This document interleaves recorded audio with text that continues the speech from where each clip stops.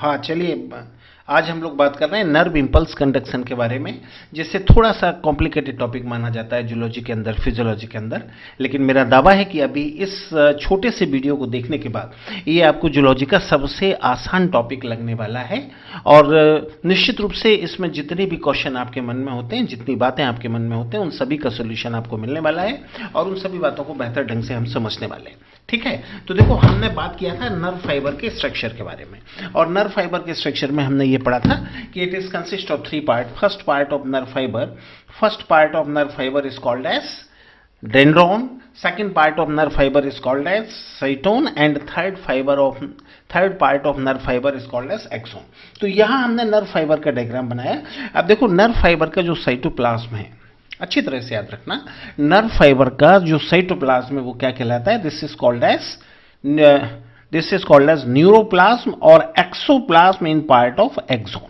ठीक है, अब यहां पे याद रखना, अगर हम चाहें तो इसको इंट्रासेल्युलर फ्लूइड भी हम कह सकते हैं, मींस अगर हम चाहें तो इसको हम आईसीएफ कह सकते हैं। ठीक है, अगर हम बात करते हैं न्यूरोप्लाज्म ऑफ सेल और axoplasm of axon may be called as ICF, इस बात को दिमाग में सेट करके रखना है। इसी तरह से नर्व फाइबर के बाहर जो टिश्यू फ्लूइड पाया जाता है, tissue fluid may be called as ECF और एक्स्ट्रा सेलुलर फ्लूइड और इंटर सेलुलर फ्लूइड। यहां पर याद रखना, यहां पर हमने बात किया है INTRA इंट्रा, और यहां पर हम बात कर रहे हैं INTER इंटर, मतलब in between or among, but as far as question of intra is there, what's the meaning of intra? The meaning of intra means within. तो याद रखना इन दोनों में थोड़ा सा अंतर है, उसको हम डिफ्रेंशिएट करने का प्रयास कर रहे हैं। ठीक है, तो याद रखना सबसे पहला फैक्ट जो हमें समझना है, axoplasm of axon may be called as ICF and tissue fluid may be called as ECF। इसे हम चाहें तो ECF कह सकते हैं और एक्सोप्लाज्म को हम ICF कह सकते हैं। ठीक है, फिर हम सेकंड डायग्राम पे आ रहे हैं, NIC for nerve impulse conduction. इसमें आयनिक कॉन्फ़िगरेशन कैसा होता है उसके बारे में अभी हम लोग बात करने वाले हैं। देखो अगर मैं ECF में बात करूं तो सबसे ज्यादा क्वांटिटी किसकी होती है? अगर मैं ECF की बात करूं तो याद रखना ECF में सबसे ज्यादा क्वांटिटी किसकी होती है? Na++। उसके बाद सबसे ज्यादा क्वांटिटी किसका हुआ? Na++। Na++ के बाद किसका क्वांटिटी होता है? उससे कम होगा K+ का, और सबसे कम किसका होगा? Cl- का। इस बात को अच्छी तरह से याद रखना। और चूंकि यहां because of maximum quantity of Na+ is there, that's why positive charge will be found in ECF। अच्छी तरह से आपको बात समझना है, अगर आप ECF की बात करते हो तो सबसे ज्यादा सोडियम, उसके बाद पोटेशियम, उसके बाद Cl-। ठीक है, तो ECF में कैसा चार्ज पाया जाएगा? Positive charge is found in ECF, you have to keep in your brain. अगर मैं ICF के बारे में बात करूं तो याद रखना ICF में सबसे ज्यादा क्वांटिटी किसकी है? Negatively charge protein. उससे कम क्या रहेगा? K पॉजिटिव, और सबसे कम क्या रहेगा? Na positive. तो यहां कैसा चार्ज होगा? यहां नेगेटिवली चार्ज होगा। ठीक है, फिर हम अगले स्लाइड के बारे में बात करते हैं। अब देखो नर्व फाइबर पर कितने टाइप के गेट और चैनल पाए जाते हैं उसके बारे में हम बात करते हैं। So basically 2 type of gate and channel आते हैं। देखो सबसे पहले यहां जो दिखाई दे रहा है, ये सबसे पहले जो दिखाई दे रहा है, this is called as leak और एक्टिव और नॉन गेटेड चैनल। याद रखना इसका एक और नाम भी है, इसको नॉर्मली हम कहते हैं NAK pump. Basically this is called as NAK pump और NAK channel, you have to keep in your brain, this is called as Na sodium potassium pump. ठीक है, इसमें खास बात क्या है? इसमें खास बात यह है कि इसका क्लोजिंग का डिवाइस इसमें नहीं पाया जाता, इस बात को अच्छी तरह से याद रखना है। ठीक है, तो इसमें अच्छा, और इसका फंक्शन क्या है? इफ्लक्स ऑफ 3 Na, मतलब 3 सोडियम को बाहर निकालना है न्यूरॉन से और 2K+2 पोटेशियम को अंदर लेकर आना है at the cost of 1 ATP। मतलब इसकी फंक्शनिंग में ATP का खर्च होता है। इसका मतलब ये कैसा ट्रांसपोर्ट करता है? याद रखना ये एक्टिव ट्रांसपोर्ट करता है, because expenditure of ATP is there. अगर किसी भी तरह के एक्सचेंज में ATP का खर्चा होता है, then such kind of exchange is called as active transport, you have to keep in your brain.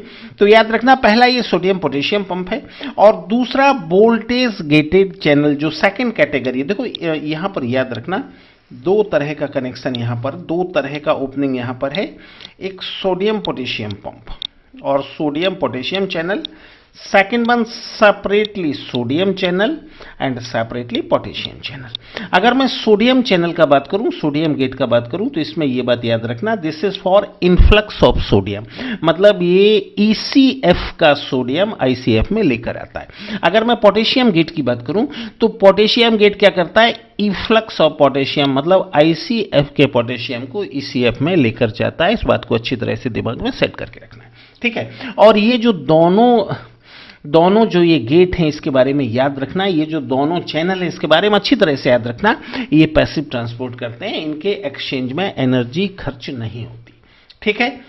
अब उसके बाद हम बात करेंगे resting membrane and action membrane potential. अच्छी तरह से याद रखना, यहां पर मैंने एक्सोन बनाया, बाहर के साइड में मैंने क्या बनाया, ईसीएफ बनाया, अंदर के साइड में मैंने आईसीएफ बनाया। ईसीएफ में कैसा चार्ज है, पॉजिटिव चार्ज है, और आईसीएफ में कैसा चार्ज है, नेगेटिव चार्ज है। During resting phase positive charge is found in ECF and negative charge is found in ICF, ठीक है। अब अच्छे से याद रखना कि ईसीएफ और आईसीएफ के दोनों साइड के चार्ज का जो डिफरेंस है, और हम ऐसे भी कह सकते हैं कि मेम्ब्रेन के बाहर और मेम्ब्रेन के अंदर चार्ज का जो डिफरेंस है, this is called as membrane potential. अच्छे से याद रखना, ईसीएफ और आईसीएफ में जो चार्ज का डिफरेंस है, this is called as membrane potential. अगर मेम्ब्रेन पोटेंशियल को आप रेस्टिंग टाइम में लेते हो, then this is called as resting membrane potential और आरएमपी, और इसका वैल्यू कितना होगा, -70 मिलीवोल्ट। अगर आप एक्शन के टाइम, मतलब डिपोलराइजेशन के टाइम, अगर मेम्ब्रेन पोटेंशियल की बात करते हो, फिर से मैं एक बार आपको बता दूं कि ईसीएफ और आईसीएफ इन दोनों में जो चार्ज का डिफरेंस है, this is called as membrane potential. दोनों के चार्ज का डिफरेंस क्या कहलाता है, मेम्ब्रेन पोटेंशियल। अगर डिपोलराइजेशन के दौरान, डिपोलराइजेशन मतलब एक्शन फेज के दौरान, जबकि ईसीएफ में नेगेटिव चार्ज है और आईसीएफ में पॉजिटिव चार्ज है, अगर इस समय आप डिफरेंस की बात करते हो तो ये कितना होता है, +35 millivolt, and this is called as AMP or action membrane potential. Follow my point. तो याद रखना, रेस्टिंग फेज में मेम्ब्रेन पोटेंशियल, फिर एक बात याद रखना, मेम्ब्रेन के दोनों साइड के चार्ज का डिफरेंस क्या कहलाता है, this is called as membrane potential. और ये रेस्टिंग फेज में कितना होता है, -70, और एक्टिवेटेड फॉर्म में कितना होता है, +35, ठीक है। उसके बाद हम बात कर रहे हैं कि जो ये सोडियम पोटेशियम गेट है, सोडियम पोटेशियम जो चैनल है, इसका ओपनिंग और क्लोजिंग का सीक्वेंस क्या है। देखो, सबसे पहले हम इस डायग्राम का बात कर रहे हैं, इसमें आप देखो ये दोनों गेट कैसा है, सोडियम गेट और पोटेशियम गेट कैसा है, क्लोज है, दोनों का गेट लगा हुआ है। फिर सेकंड में हम बात करेंगे, then opening of sodium gate is there. अगर मैं सेकंड की बात करूंगा तो यहाँ सोडियम गेट का ओपनिंग हो जाएगा। अगर मैं थर्ड की बात करूंगा तो सोडियम गेट देखो यहाँ पर क्लोज है और पोटेशियम गेट का यहाँ पर ओपनिंग हो जाता है। और फोर्थ में, फिर फोर्थ फेज की मैं बात करूंगा तो दोनों गेट का क्या होता है, क्लोजर हो जाता है। एक बार फिर से याद रखना, पहली फेज में दोनों गेट कैसा है, क्लोज है। दूसरे में सोडियम गेट ओपन हो जाता है। तीसरे में सोडियम गेट क्लोज हो जाता है and opening of potassium gate is there. और लास्ट फेज में दोनों गेट क्या होता है, क्लोज हो जाता है।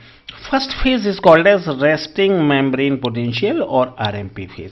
Second phase is called as depolarization. Third phase is called as repolarization. मतलब जब दोनों गेट क्लोज है, this phase is called as resting membrane potential. जब सोडियम गेट का ओपनिंग होगा तो ये क्या कहलाएगा, डिपोलराइजेशन।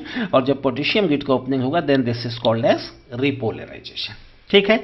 फिर हम अगले स्टेप की ओर जाएंगे, और यहां पर याद रखना है स्टेप्स फॉर नर्व इंपल्स। अभी हम सारे स्टेप का सेपरेटली बात करने वाले हैं, जिसमें सबसे पहले हम लोग किसके बारे में बात कर रहे हैं, सबसे पहले हम लोग रेस्टिंग मेम्ब्रेन पोटेंशियल फेज या रेस्टिंग फेज के बारे में बात कर रहे हैं। ये पहला डायग्राम है। पहला डायग्राम किसके लिए, याद रखना, ये रेस्टिंग फेज के लिए। अब देखो रेस्टिंग फेज में क्या है, ये सोडियम गेट है और ये सोडियम चैनल, ये पोटेशियम चैनल, दोनों चैनल यहां पर क्लोज है।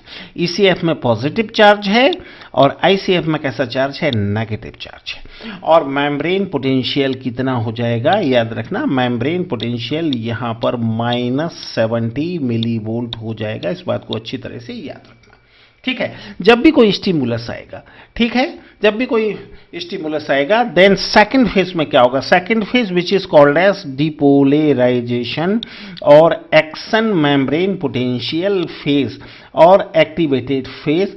इसमें क्या होगा, ओपनिंग ऑफ सोडियम गेट, और जब सोडियम गेट का ओपनिंग होगा तो इन्फ्लक्स ऑफ सोडियम होगा, और इन्फ्लक्स ऑफ सोडियम जब होगा तो अब देखना आईसीएफ में क्या होगा, Na+ भी होगा और K+ भी होगा। जब ये दोनों होगा तो यहां पर पॉजिटिव चार्ज हो जाएगा, और ECF का Na+ ICF में आ जाएगा तो यहां नेगेटिव चार्ज हो जाएगा, और यहां पर जो मेम्ब्रेन पोटेंशियल होगा वो कितना होगा, 35 MB होगा। याद रखना, दिस इज 35 MB।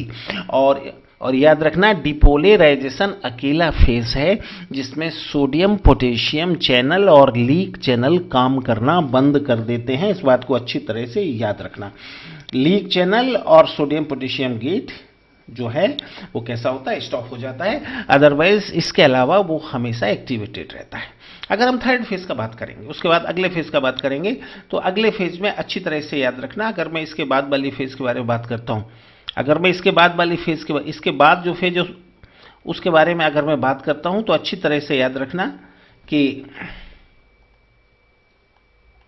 हाँ, अगर मैं इसके बाद वाले फेज में बात करता हूं तो यहां पे अच्छे से याद रखना कि इसके बाद वाले फेज में क्या होना है। अब देखो, ध्यान से देखना कि यहां पर क्या होना है, इस फेज में हम बात करेंगे तो यहां पर देखो क्या होना है कि सोडियम गेट, यहां पर अगली फेज में हम बात करेंगे तो देखो सोडियम गेट का यहां पर क्या होगा, क्लोजर हो जाएगा। सोडियम गेट यहां पर, ये सोडियम गेट है और सोडियम गेट यहां पर क्लोज हो जाएगा और पोटेशियम गेट का ओपनिंग हो जाएगा। देखो ये पोटेशियम गेट है, इसका ओपनिंग होता है, और जब पोटेशियम गेट का ओपनिंग होगा तो efflux of potassium will be there. You have to keep in your brain, क्या रहेगा, इफ्लक्स ऑफ पोटेशियम। और इफ्लक्स ऑफ पोटेशियम जब होगा तो फिर से बाहर, अब बाहर के साइड में क्या हो जाएगा, बाहर के साइड में थोड़ा सा Na+ थोड़ा सा K, और ये दोनों मिलकर Na+ K मिलकर दोनों का जो कलेक्टिव वैल्यू है ये Cl- से ज़्यादा हो जाएगा। मतलब ये दोनों मिलकर अब ज़्यादा हो जाएगा और Cl- का वैल्यू इसके कंपैरिजन में कम रहेगा, तो बाहर कैसा चार्ज हो जाएगा, पॉजिटिव चार्ज हो जाएगा। अगर मैं ICF के बारे में बात करूं तो अब देखो ICF में क्या है, यहाँ थोड़ा सा Na+ है, K+ लगभग गायब हो चुका है, और उससे बहुत ज़्यादा क्वांटिटी किसका है, नेगेटिवली चार्ज प्रोटीन। तो ICF का चार्ज अब कैसा होगा, याद रखना, ICF का चार्ज यहाँ पर कैसा होगा, ये नेगेटिव चार्ज हो जाएगा। ठीक है, and this phase is called as repolarization and this is also called as returning from excited form. ठीक है, और इसमें भी जो मेम्ब्रेन पोटेंशियल है वो कितना रहेगा, इसमें भी याद रखना, मेम्ब्रेन पोटेंशियल -70 MB रहेगा। ठीक है, फिर उसके बाद हम अगले फेज के बारे में बात करेंगे। देखो यहां तक इंपल्स पास हो चुका होता है। अब उसके बाद में ये सोडियम गेट और पोटेशियम गेट, इन दोनों को यहां पर क्लोज हो जाना है। ठीक है, और अब किसको काम करना है, नाउ दिस लीक चैनल, अब किसकी बारी है, याद रखना, अब लीक चैनल और सोडियम पोटेशियम पंप, इसको अब अपना काम करना है। और लीक चैनल और सोडियम पोटेशियम पंप जब अपना काम करेगा, क्या काम करेगा, इफ्लक्स ऑफ 3Na मतलब 3 सोडियम को बाहर निकालना, एंड इनफ्लक्स ऑफ 2K मतलब 2 सोडियम को अंदर लाना मतलब ECF से ICF में लाना, ये काम करेगा।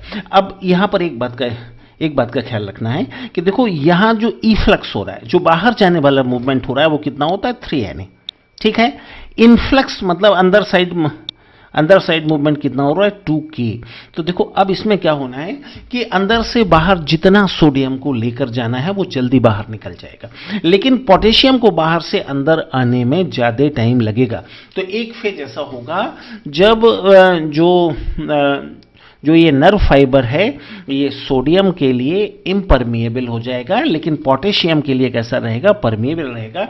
And this phase is called as, and you have to keep in your brain, this phase is called as resting membrane potential phase. ठीक है, फिर उसके बाद हम लोग बात करेंगे और आगे हम लोग बात करेंगे उसके बाद। अब उसके बाद हम बात करेंगे सर्किट ऑफ करंट और फ्लो ड्यूरिंग डिपोलराइजेशन। अब जरा ध्यान से देखना, एनसीईआरटी का ये डायग्राम है, दो डायग्राम है, इस डायग्राम को दो पार्ट में मैंने डिवाइड किया है।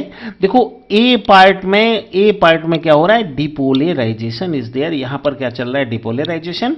और बी पार्ट में क्या चल रहा है, रेस्टिंग मेम्ब्रेन पोटेंशियल फेज। अब एक बात याद रखना, एक न्यूरॉन में जो आयनिक मूवमेंट रहता है उसका वो कैसा होता है, सिंगल डायरेक्शनल होता है। और यहां पर हम मान लेते हैं कि आयनिक मैसेज के मूवमेंट का जो डायरेक्शन है वो ए टू बी है। इस बात को अच्छी तरह से याद रखना, कहां जा रहा है, ए से बी के साइड में जा रहा है। ठीक है, अब ध्यान से देखना, देखो अगर मैं ईसीएफ की बात करूं, एक्स्ट्रा सेल्यूलर फ्लूइड, अगर मैं ईसीएफ की बात करूं तो ए में ईसीएफ में क्या है, नेगेटिव चार्ज है, और बी में कैसा है, पॉजिटिव चार्ज है। तो करंट का फ्लो कहां होगा, बी से ए के साइड में होगा। इस बात को अच्छी तरह से याद रखना, करंट का फ्लो कहां होता है, पॉजिटिव से नेगेटिव के साइड में। अगर मैं आईसीएफ की बात करता हूं, this is ICF, you have to keep in your brain. तो आईसीएफ में क्या होगा कि ए में पॉजिटिव चार्ज होगा, बी में नेगेटिव चार्ज होगा। तो करंट का फ्लो कैसा होगा, ए से बी के साइड में होगा, और यहां पर कंप्लीट सर्किट बन जाएगा। इस बात को दिमाग में सेट करके रखना। तो ऐसे सर्किट, ऐसे complete current, circuit of current flow से होता हुआ नर्व फाइबर इंपल्स का मूवमेंट होता है। इस बात को अच्छी तरह से दिमाग में सेट करके रखना। एक डायग्राम मैं आपको और दिखाना चाहूंगा। अब ये पिछले डायग्राम का सेकंड डायग्राम है, सर्किट ऑफ करंट फ्लो 2। इसमें देखना, अब जब ये मैसेज आगे बढ़ जाएगा तो ए की कंडीशन अब क्या होगा, डिपोलराइजेशन के बाद ए में क्या होगा, रिपोलराइजेशन होगा। और जो बी जो पहले आरएमपी फेज में था, अब वो किस में पहुंच जाएगा, डिपोलराइजेशन में पहुंच जाएगा। और सी किस में रहेगा, सी रहेगा रेस्टिंग मेम्ब्रेन पोटेंशियल या आरएमपी फेज में रहेगा। ठीक है, आप अच्छी तरह से याद रखना कि अब यहां पर सी में ईसीएफ में पॉजिटिव चार्ज है। ठीक है, सी में ईसीएफ में पॉजिटिव चार्ज है, तो यहां जो करंट फ्लो होगा वो इस डायरेक्शन में होगा। ठीक है, और आईसीएफ में पॉजिटिव चार्ज कहां, बी में है, तो आईसीएफ में जो करंट फ्लो रहेगा इस डायरेक्शन में रहेगा। तो अब बी और सी के बीच में सर्किट का फॉर्मेशन होगा। और याद रखना, मैसेज का रिवर्सल कभी भी नहीं होता, इसलिए ए और बी के बीच में इसका सर्किट ऑफ करंट फ्लो का फॉर्मेशन कभी भी नहीं होगा। इस बात को दिमाग में सेट करके रखना है। तो ऐसे करते करते सी के बाद किसका नंबर आएगा, डी का नंबर आएगा। ऐसे करते करते धीरे धीरे धीरे धीरे क्या होना है कि ये मैसेज आगे बढ़ते जाना है। तो याद रखना, नर्व फाइबर में जो मैसेज का जो उसका ट्रांसमिशन होता है वो कैसे होता है, सर्किट ऑफ करंट फ्लो के द्वारा होता है। इस बात को अच्छी तरह से दिमाग में सेट करके रखना है। ठीक है, फिर उसके बाद हम बात करेंगे माइलिनेटेड फाइबर में। हमने कल बात किया था, इसके पहले वाले लेक्चर में बात किया था कि माइलिनेटेड फाइबर का मतलब क्या होता है। अगर किसी फाइबर के एक्सोन पर माइलिन शीथ पाया जाता है तो वो क्या कहलाता है, this is called as myelinated fibre. और इसमें जहां माइलिन पाया जाता है वो क्या कहलाता है, this is called as myelinated internodal segment. और उसके बीच का जो एरिया होता है जहां पर माइलिन नहीं पाया जाता, this is called as node of Ranvier. अब एक बात यहां पे अच्छी तरह से याद रखना कि sodium potassium voltage gated channel जो हैं, this are found only at node of Ranvier and this are not found in myelinated internodal segment. So myelinated internodal segment is resistant, you have to keep in your brain, this is resistant for nerve impulse conduction. तो देखो, जब यहां पर कोई impulse आएगा तो ये कहां पर रिसीव किया जाएगा, ओनली एट नोड ऑफ रेनबियर। सबसे पहले सोडियम पंप का ओपनिंग होगा, जैसे हम पहले पढ़ के आए हैं। सबसे पहले सोडियम पंप का ओपनिंग होगा, वो क्या कहलाएगा, डिपोलराइजेशन। उसके बाद पोटेशियम पंप का ओपनिंग होगा, उसके बाद फिर सोडियम पंप का ओपनिंग होगा, उसके बाद फिर पोटेशियम पंप का ओपनिंग होगा, और उसके बाद ये नर्व इंपल्स यहां से जंप करेगा और जंप करके अगले नोड ऑफ रेनबियर के पहले सोडियम पंप पर पहुंच जाएगा। ठीक है, फिर वहां से ये आगे बढ़ेगा, ये पहले पोटेशियम पंप पर जाएगा, फिर वहां से अगले सोडियम पंप पर जाएगा, फिर अगले पोटेशियम पंप पर जाएगा। तो कुल मिलाकर जो नर्व इंपल्स ट्रांसमिशन होगा वो नोड ऑफ रेनबियर से नोड ऑफ रेनबियर तक होगा। इस बात को अच्छी तरह से दिमाग में सेट करके रखना है। और जो माइलिनेटेड सेगमेंट है this is resistant for nerve impulse conduction, यहां से किसी भी मैसेज को आगे नहीं बढ़ाया जा सकता। मैसेज कहां से आगे बढ़ेगा, याद रखना, मैसेज नोड ऑफ रेनबियर से लेकर नोड ऑफ रेनबियर के बीच में आगे बढ़ेगा। और नोड ऑफ रेनबियर क्या है, दो माइलिनेटेड इंटरनोडल सेगमेंट के बीच का जो गैप है this is called as node of Ranvier. तो अब देखो इसमें जो माइलिनेटेड सेगमेंट जहां है वहां कोई भी सोडियम पोटेशियम पंप नहीं है। तो ऐसे में याद रखना ये such kind of nerve impulse transmission is called as saltatory or jumping nerve impulse conduction and it is faster than the nerve impulse conduction in non myelinated fibre, उसके comparison में ये फास्ट होता है। ठीक है, फिर उसके बाद हम याद रखेंगे, अब हम साइनेप्स के बारे में बात करेंगे। अब देखो साइनेप्स क्या है, दो नर्व फाइबर के बीच का जंक्शन साइनेप्स कहलाता है। अब यहां पे ध्यान देंगे, देखो ये हमने पहला फाइबर बनाया, first fibre, second fibre and third fibre. तो ये फर्स्ट और सेकंड फाइबर के बीच में जो है this is called as synapse and this is also called as synapse. अब एक बात यहां ध्यान से देखना है, फर्स्ट फाइबर का जो एक्सोन है, याद रखना इस बात को थोड़ा ध्यान से देखना है, फर्स्ट फाइबर का जो एक्सोन है ये सेकंड फाइबर के डेंड्रोन के साथ, ये सेकंड फाइबर का डेंड्रोन के साथ साइनेप्स बना रहा है। इसका मतलब क्या है, इसका मतलब जो साइनेप्स का फॉर्मेशन होता है वो एक फाइबर के एक्सोन तथा दूसरे फाइबर के डेंड्रोन के बीच में होता है। तो याद रखना, formation of synapse is there in between axon of previous fibre as well as dendron of later fibre. ठीक है, अगर मैं इन दोनों का डिटेल यहां पर स्टडी करूं तो याद रखना, जिसका ये मान लो फर्स्ट फाइबर है, जिस फाइबर का आप एक्सोन इस्तेमाल करते हो वो क्या कहलाता है, this is called as pre synaptic fibre. यहां याद रखना ये प्री साइनेप्टिक फाइबर कहलाता है। ठीक है, दोनों फाइबर के बीच में एक गैप है, this is called as synaptic cleft. ये गैप क्या कहलाता है, ये गैप साइनेप्टिक क्लेफ्ट कहलाता है, इस बात को याद रखना। और उसके बाद जो तीसरे नंबर पर फाइबर है ये अगले फाइबर का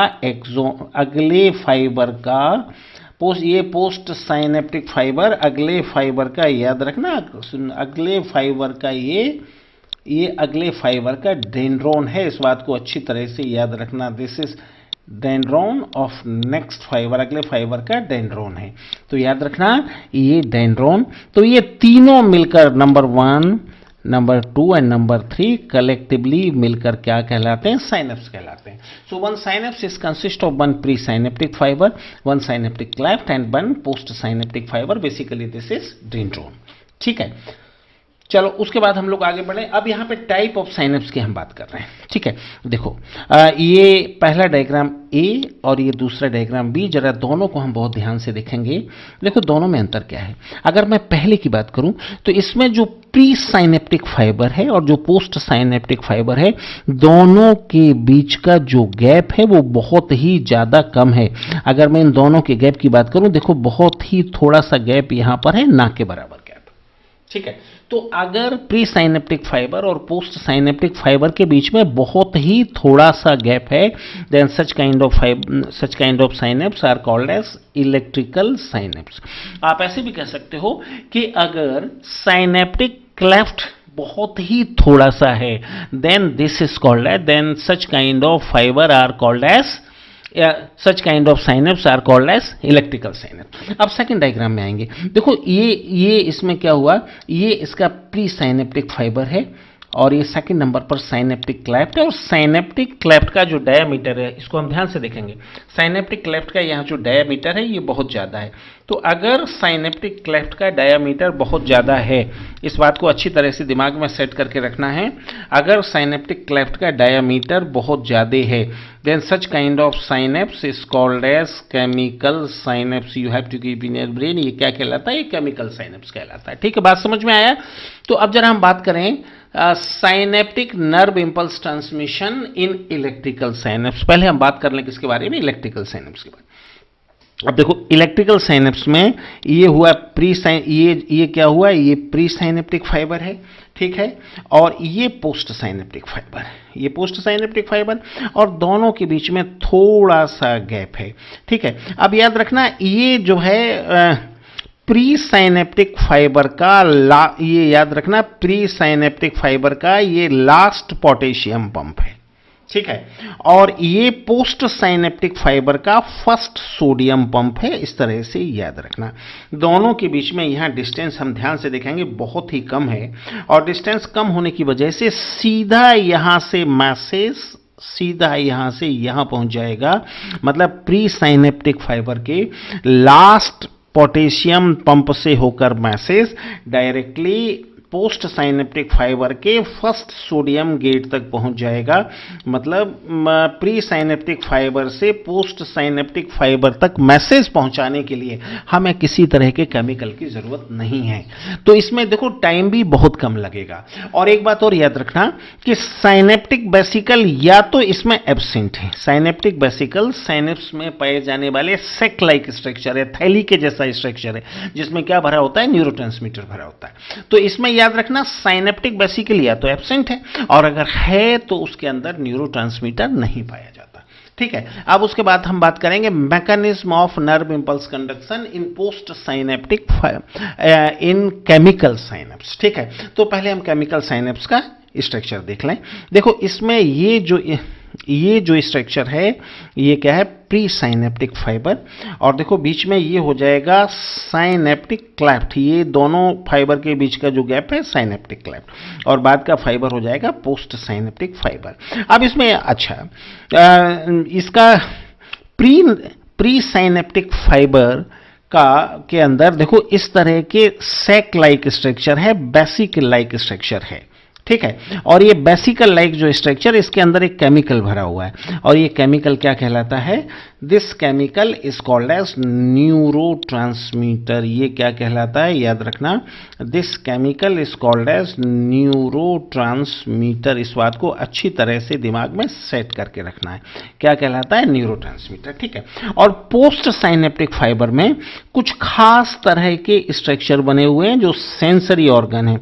सेंसरी ऑर्गन किसके लिए हैं, बिल्कुल बने हुए पोस्ट साइनेप्टिक फाइबर में सेंसरी ऑर्गन है, और ये सेंसरी ऑर्गन किसको है, प्री साइनेप्टिक फाइबर में पाए जाने वाले न्यूरोट्रांसमीटर को रिसीव करने की कैपेसिटी इनके अंदर होती है, ठीक है।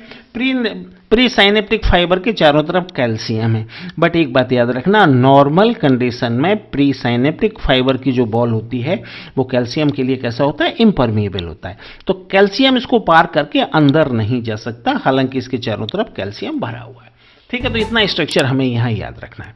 अब उसके बाद हम बात करें कि ये जो है पूरा सिस्टम किस तरह से काम करता है। अब जरा हम जानने का प्रयास करें। अब जरा ये डायग्राम ध्यान से देखना। देखो नॉर्मल कंडीशन में अभी हम देख रहे हैं प्री साइनेप्टिक फाइबर में क्या क्या चेंज होता है। अभी केवल हम प्री साइनेप्टिक फाइबर की बात कर रहे हैं। देखो नॉर्मल कंडीशन में ये जो है प्री साइनेप्टिक फाइबर है, ये प्री साइनेप्टिक फाइबर है, इसके चारों तरफ कैल्शियम है, बट इसकी जो बॉल है वो कैल्शियम के लिए कैसा, इम्परमिएबल है, तो कैल्शियम इसको पार करके अंदर नहीं जा पाएगा। और ये लास्ट के पंप है, इसके बाद दूसरा कोई पोटेशियम पंप यहां पर नहीं है। इस बात को अच्छी तरह से दिमाग में सेट करना है। अब सेकंड डायग्राम पर आओ। जब लास्ट पोटेशियम पंप से मैसेज आएगा, मैसेज फॉर कॉन्ट्रैक्शन, तो ये मैसेज कहां जाएगा, देखो एक तो ये साइनेप्टिक नॉब के अंदर जाएगा और दूसरा ये बाहर जाएगा। जब ये मैसेज आ जाएगा तो साइनेप्टिक नॉब की जो दीवार है, इसकी जो कैल्शियम के लिए परमिएबिलिटी है उसमें मॉडिफिकेशन हो जाएगा। इस बात को अच्छी तरह से याद रखना। पहले ये कैल्शियम के लिए बिल्कुल जो है नॉन परमिएबल था, अब ये कैल्शियम के लिए हाईली परमिएबल हो जाएगा, तो बाहर जो कैल्शियम था वो बाहर से अंदर पहुंच जाएगा, ठीक है। उसके अलावा एक मूवमेंट यहां पर और होगा। देखो जब मैसेज आएगा, अभी देखो ये साइनेप्टिक वेसिकल सेंटर पर है, बट जब ये मैसेज आएगा तो साइनेप्टिक वेसिकल मूव करेगा साइनेप्टिक नॉब के दीवार की साइड में। और फाइनली ये यहां ध्यान से देखना है, अगर इसका फाइनल डेवलपमेंट हम देखेंगे तो ये देखो यहां पर जाकर ये साइनेप्टिक नॉब या साइनेप्टिक बटन की दीवार से साइनेप्टिक वेसिकल क्या होगा, अटैच हो जाएगी और फिर कैल्शियम इसको टच करेगा। जब कैल्शियम इसे टच करेगा तो याद रखना साइनेप्टिक वेसिकल बस्ट हो जाएगी। और जब साइनेप्टिक वेसिकल बस्ट हो जाएगी तो उसके अंदर जो न्यूरोट्रांसमीटर भरा हुआ है, अच्छे से याद रखना, ये neurotransmitter synaptic cleft, pre synaptic fibre के चारों तरफ क्या साइनेप्टिक क्लेफ्ट है, तो ये साइनेप्टिक क्लेफ्ट में जाकर फैल जाएगा। इस बात को अच्छी तरह से याद रखना, ठीक है। फिर उसी चीज को हम यहाँ अगले डायग्राम में दिखा रहे हैं। देखो चारों तरफ कैल्शियम भरा हुआ है और ये साइनेप्टिक वेसिकल है। जब मैसेज आएगा और ये कैल्शियम के लिए इम्परमिएबल है, तो नॉर्मल कंडीशन में कैल्शियम यहाँ एंटर नहीं कर सकता, बट जब मैसेज आएगा तो ये कैल्शियम के लिए हाईली परमिएबल हो जाएगा। तो प्री साइनेप्टिक फाइबर के बाहर पाया जाने वाला कैल्शियम अंदर आएगा और जो साइनेप्टिक वेसिकल है वो क्या होगा, साइनेप्टिक नॉब की दीवार के साथ जाकर अटैच हो जाएगी। कैल्शियम उसको टच करेगा, जैसे ही टच करेगा ये बस्ट हो जाएगा। सेम चीज को हमने दूसरे डायग्राम में दिखाया हुआ, ठीक है।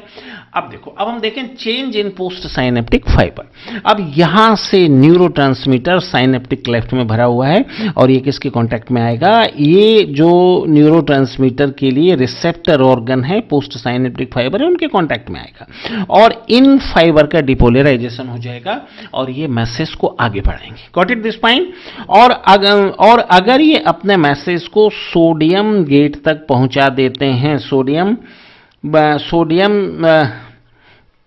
चैनल तक पहुंचा देते हैं, तो याद रखना ये मैसेज आगे बढ़ जाएगा और आगे बढ़ता हुआ ये पूरे न्यूरॉन में स्प्रेड हो जाएगा।